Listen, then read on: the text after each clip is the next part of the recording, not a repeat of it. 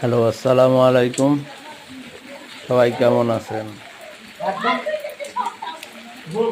আজকে অনেক বৃষ্টি, দেখেন ছাদের মধ্যে কি একটা অবস্থা।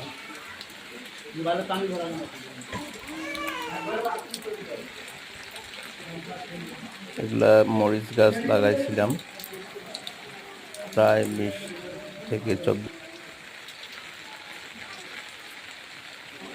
ভালোই মরিচ হয়েছে আর কি।